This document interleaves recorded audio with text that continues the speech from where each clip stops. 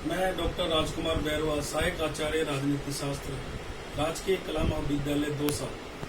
आज हम पाश्चात्य राजनीतिक विचारक, वेस्टर्न पॉलिटिकल थॉट या थिंकर, उसके बारे में, उसका जो महत्वपूर्ण जो विद्वान है प्लेटो के बारे में आपसे चर्चा करेंगे। प्लेटो जो कि यूनान के रहने वाले थे और जो इनका जन्म है वो 427 ईसा पूर्व हुआ था और इनका जन्म एथेंस में हुआ था। प्लेटो को प्रथम पश्चिमी राजनीतिक दार्शनिक कहा जा सकता है। ये पहले विद्वान थे जिन्होंने राजनीतिक दर्शन के बारे में बहुत ही विस्तार से बताया। क्योंकि प्लेटो जिस समय एथेंस में इनका जन्म हुआ था तो उस समय इन्होंने बहुत सारी ऐसी राज्य की, समाज में ऐसी परिस्थितियां देखी थी, अव्यवस्थाएं देखी थी, जिनके आधार पर इनके मन में जो परिस्थितियां उन्होंने देखी, वो परिस्थितियां ये थी कि इन्होंने सबसे पहले वहाँ देखा कि एथेंस को स्पार्टा के सामने घुटने टेकते हुए देखा। दूसरा इन्होंने देखा कि भाई वह जो इनके जो गुरु थे, जो इनको सबसे प्रिय जो इनके गुरु थे, जो अपना आदर्श मानते थे, सुकरात को इन्होंने विष का प्याला पीते हुए देखा था। अर्थात जो तत्कालीन जो शक्तियां थी, उन्होंने जबरदस्ती उनके खिलाफ बोलने के कारण सुकरात को विष दिया गया था।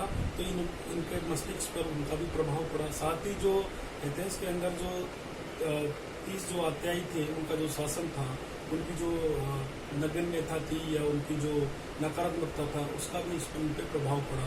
इन सब चीज़ों का आधार पर प्लेटो ये चाहते थे कि जो सार्वजनिक जीवन के अंदर जो नकारात्मकता है, जो भ्रष्टता है, उसको कैसे दूर किया जाए, इसके लिए उन्होंने प्रयास किया। प्लेटो की जो महत्वपूर्ण जो पुस्तकें हैं, ऐसे तो उन्होंने बहुत सारी पुस्तकें लिखी, उनमें सबसे महत्वपूर्ण जो पुस्तक है वो है रिपब्लिक। सर्वश्रेष्ठ उनकी पुस्तक थी, जिसमें उन्होंने बहुत सारे सिद्धांत उन्होंने दिए। और जो रिपब्लिक है, ये रिपब्लिक पुस्तक जब ये 40 वर्ष के हो गए थे, बिल्कुल मेच्योर हो गए थे, जब इन्होंने इन पुस्तक को प्रकाशित करवाया। और इस रिपब्लिक के अंदर आदर्श राज्य के बारे में, नैतिकता के बारे में, द्वंद्वात्मकता के बारे में इन्होंने बताया। जो महान जो विद्वान है राजनीति शास्त्र के, रूसो ने रिपब्लिक के बारे में कहा था कि रिपब्लिक राजनीति शास्त्र पर ही नहीं, अपितु तो शिक्षा पर लिखा गया सर्वश्रेष्ठ ग्रंथ है। ये बात रूसो ने रिपब्लिक के बारे में कहा था। अब हम जो प्लेटो है, इनके चिंतन की जो पद्धतियां हैं, उसके बारे में हम आपको बताएंगे। जो उनकी पद्धतियां थी, जो उनकी पद्धति थी, वो थी ऐतिहासिक पद्धति, द्वंद्वात्मकता पद्धति, स्वदेशात्मक पद्धति, और इसके अलावा निगमनात्मक पद्धति। इन सारी पद्धतियों के आधार पर उन्होंने अपने दर्शन को बताया, उन्होंने विस्तार से इसका उल्लेख किया। प्लेटो का जो सबसे इम्पोर्टेंट जो दर्शन था, उनका जो सोच थी, वो ये थी कि जो सार्वजनिक जीवन में जो कमियां हैं, जो राज्य की कमियां हैं, उनको दूर करने के लिए, और उन्होंने जो एक अच्छा सुव्यवस्थित शासन देने की बात कही। उसमें उन्होंने जो सबसे इम्पोर्टेंट जो सिद्धांत दिया वो था उनका आदर्श राज्य, आइडियल स्टेट। सबसे इम्पोर्टेंट उनका जो सिद्धांत है, उनके रिपब्लिक का, उनके विचारों का जो केंद्र बिंदु है वो है आदर्श राज्य, आइडियल स्टेट। आदर्श राज्य के बारे में जिसको हम कह सकते हैं आइडियल स्टेट, आदर्श राज्य। प्लेटो का जो तर्क था वो ये था कि भाई आदर्श राज्य होना चाहिए। आदर्श राज्य में कि उनका जो कहना था कि जो व्यक्ति होते हैं, व्यक्ति का ही जो विराट रूप है वो राज्य होता है। और जो राज्य का जो निर्माण होता है वो किसी चट्टानों से या पेड़ पौधों से नहीं होता है। वो जो उनका निर्माण होता है वो व्यक्ति के चरित्रों से होता है। व्यक्ति के चरित्रों से मिलकर राज्य का निर्माण होता है। तो वो इस बात पर बल देते थे कि एक जो अगर मनुष्य का, व्यक्ति का आदर्श चरित्र होगा तो आदर्श राज्य की स्थापना होगी। अब वो आदर्श राज्य की स्थापना के उनके 3 चरण माने जाते हैं। पहला जो उन्होंने कहा कि भाई जो समाज के अंदर, व्यक्तियों के अंदर जो सुधा, सुधा मतलब तृष्णा। अगर तृष्णा है व्यक्तियों के अंदर तो उस तृष्णा के आधार पर उत्पादक वर्ग का निर्माण होता है। तो पहला उनका जो वर्ग था वो उत्पादक वर्ग था तृष्णा के आधार पर। दूसरा जो उन्होंने बात कही कि जिनके अंदर साहस होता है, उत्साह होता है, उसके आधार पर उन्होंने सैनिक वर्ग का निर्माण होता है। और जो सैनिक जो वर्ग होता है वो राज्य की रक्षा कार्य करता है। तीसरी जो बात कही कि जो विवेकशील होते हैं, जो बुद्धिशाली होते हैं, वो विवेक के आधार पर उन्होंने बात कही कि वो लोग उससे दार्शनिक राजा का निर्माण होता है।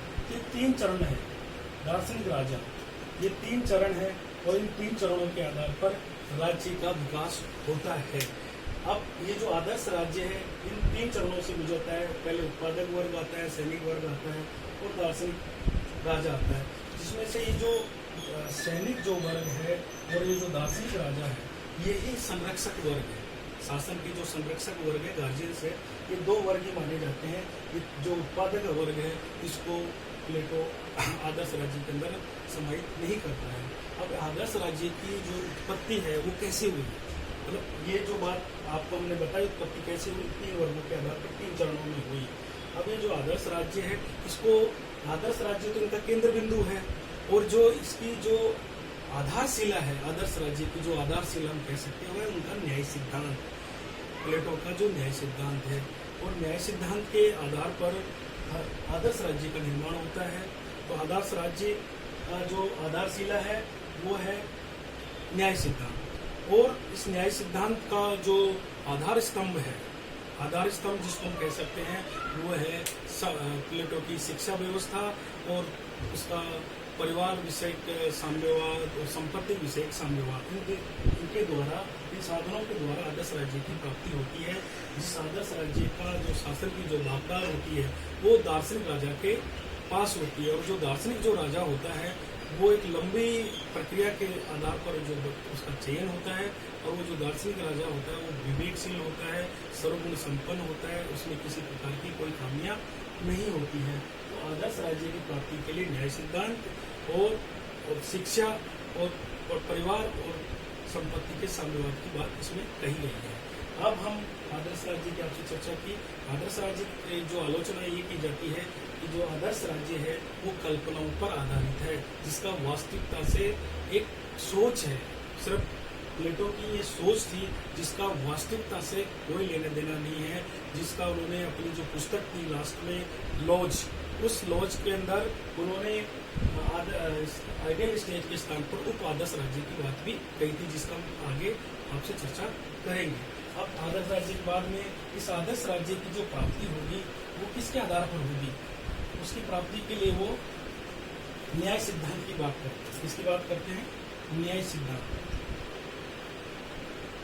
आदर्श राज्य न्याय सिद्धांत क्या है हम देखेंगे कि जिस समय प्लेटो ने अपना न्याय सिद्धांत दिया, न्याय की अवधारणा उन्होंने दी, उस समय तीन तरह के जो न्याय सिद्धांत थे वो प्रचलित थे।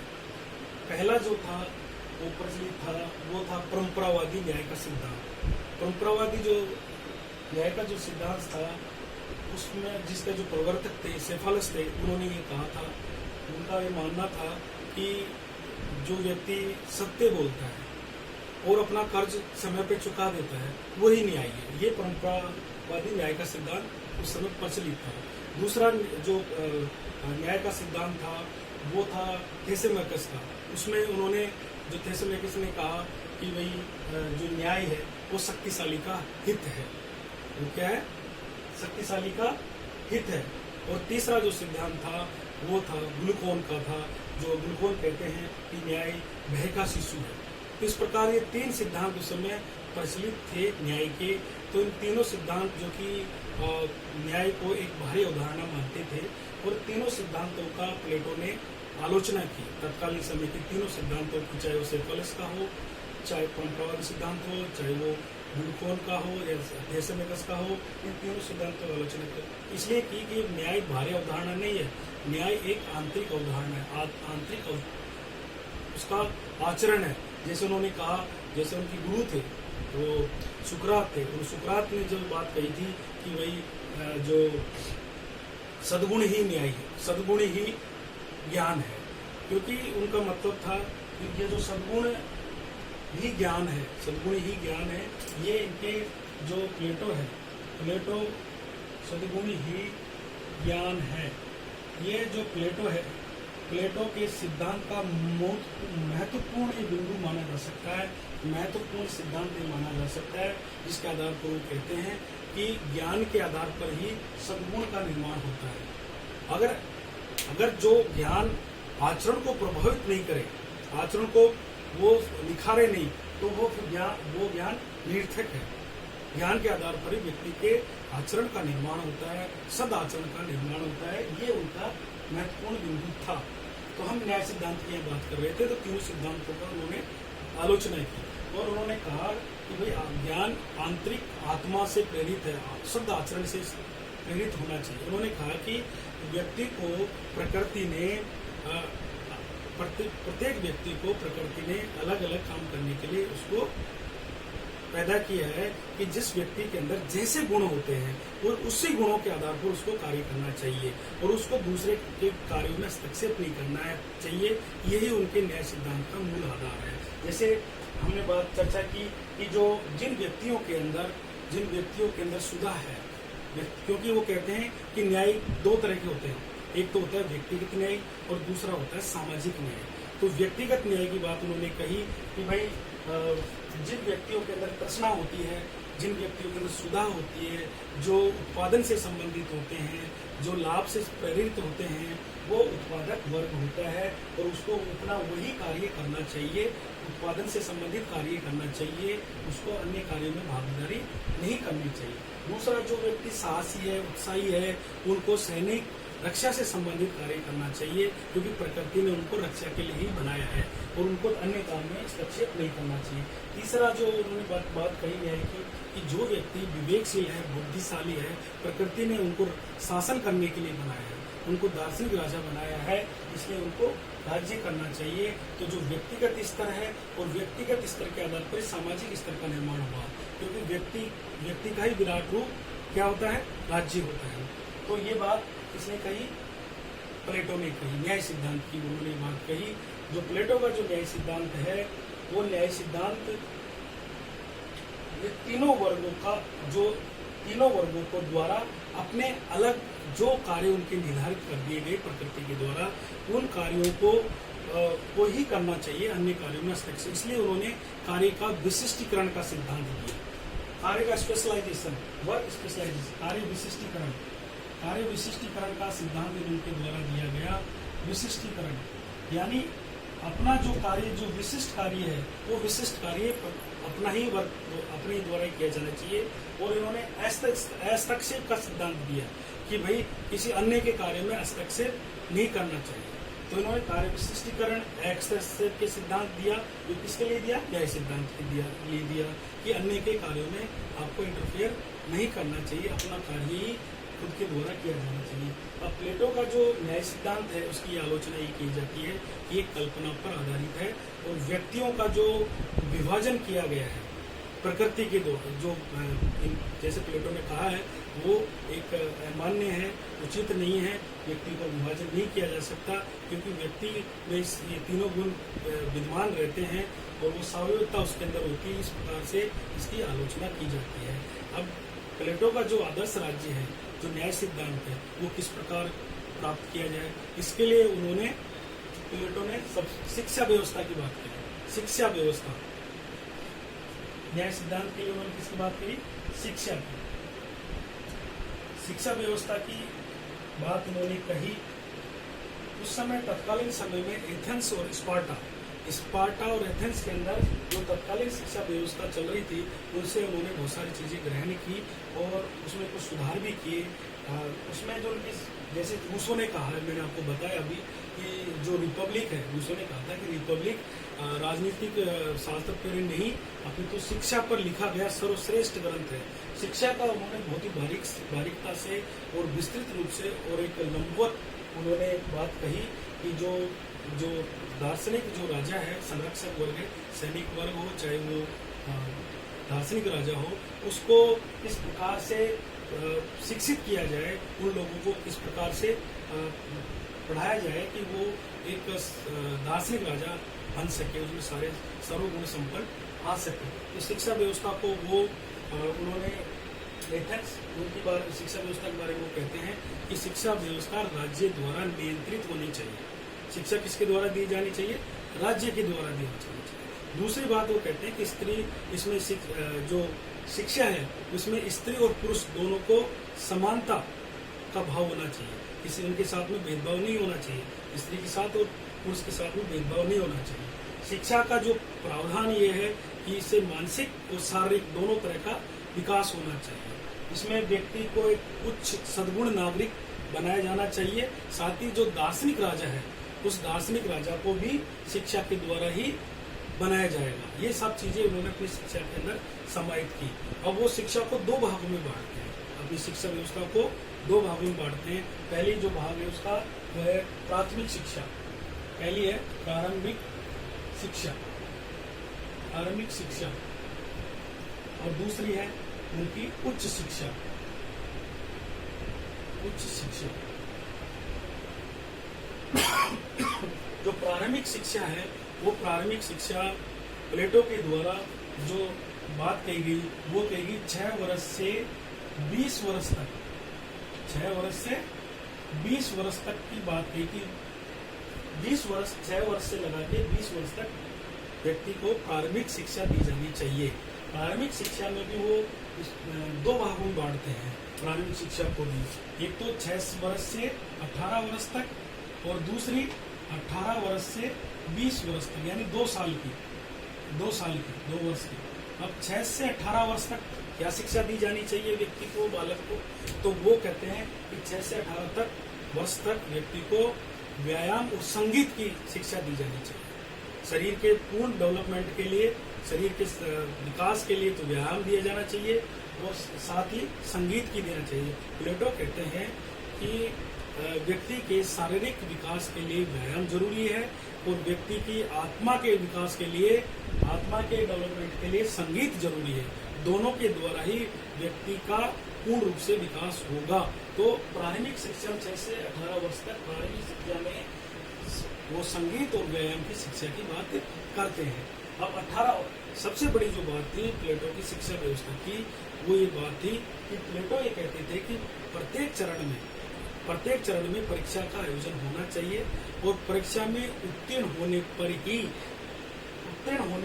ही अन्य आगे जो योग्य होगा उसको वो करना चाहिए, आगे की शिक्षा दी जानी चाहिए। अब 18 से जो 20 वर्ष की शिक्षा है, 2 साल की शिक्षा है, वो सैनिक शिक्षा की वो बात करते हैं कि नागरिकों को 2 वर्ष में 18 से 20 वर्ष के बीच में सैनिक शिक्षा भी उनको दी जानी चाहिए।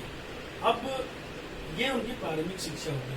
इसके बाद में उन्होंने उच्च शिक्षा की बात की, जो सबसे इम्पोर्टेंट उनकी उच्च शिक्षा है।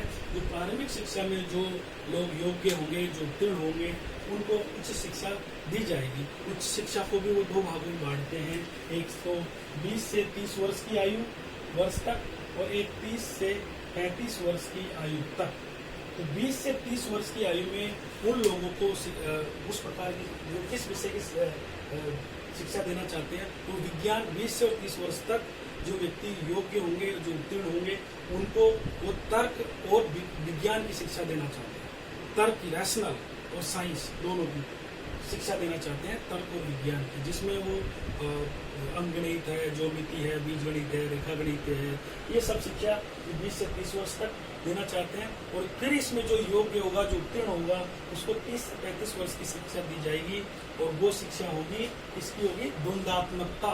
द्वंदात्मकता मतलब दार्शनिकता की शिक्षा दी जाएगी, जिसके अंदर दर्शन के बारे में बताया जाएगा, जिसके बारे में ज्योतिष के बारे में बताया जाएगा।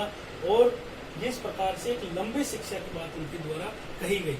और फिर 35 वर्ष से 50 वर्ष की आयु तक उन्होंने व्यवहारिक शिक्षा की बात करी। इसकी बात करी, ये तो ऊपर की जो 6 से और 35 साल तक तो सैद्धांतिक शिक्षा थी, वो सिर्फ वो शिक्षा थी जो एक तरह से किताबी शिक्षा थी। और 35 से और 50 वर्ष की आयु तक 50 वर्ष की आयु तक उन्होंने व्यवहारिक शिक्षा की बात कही कि इन लोगों को, जो लोग इसमें उत्तीर्ण होंगे, जो दार्शनिक राजा इसमें उत्तीर्ण होगा और जो शासक उत्तीर्ण होंगे, उन लोगों को समाज में जाकर व्यवहारिक ज्ञान प्राप्त करना होगा। उनको तत्कालीन जो थपेड़े वो खाने होंगे और उनके आधार पर उनको परिपक्व होने के बाद 50 वर्ष की आयु में जो परिपक्व हो जाएगा, वो निपुण हो जाएगा, वो विवेकशील हो जाएगा, सभी गुणों से जो दुर्गुण है उनसे दूर हो जाएगा, सर्वगुण संपन्न हो जाएगा, कंचन कामनी से दूर हो जाएगा, उस व्यक्ति को दार्शनिक राजा बनाया जाएगा, जिसकी आदर्श राज्य की बागडोर उस दार्शनिक राजा के पास में होगी। इस प्रकार से प्लेटो एक लंबवत शिक्षा, एक सतत शिक्षा की बात करता है और अलग अलग आयु में अलग अलग शिक्षा की बात करता है, और इस प्रकार वो व्यक्ति का शारीरिक और मानसिक विकास की बात करता है, व्यायाम की बात करता है, संगीत की बात करता है। इस प्रकार से वो सर्वगुण संपन्नता की बात अपनी शिक्षा पद्धति के अंदर करना चाहता है। हमने बात करी शिक्षा व्यवस्था की, और दूसरी जो बात हमने कही, दूसरा जो जिसके द्वारा हम 10 राज्य की या नए सिद्धांत की प्राप्ति करेंगे, वो है साम्यवाद। साम्यवाद दो तरह के साम्यवाद की बात करता है। प्लेटो दो तरह के साम्यवाद की बात करता है। पहली जो साम्यवाद की बात करता है वो ये क्या करता है, एक तो संपत्ति विषयक साम्यवाद, पहली बात होती है संपत्ति विषयक साम्यवाद, और दूसरा बात करता है परिवार विषयक या स्त्री विषयक साम्यवाद।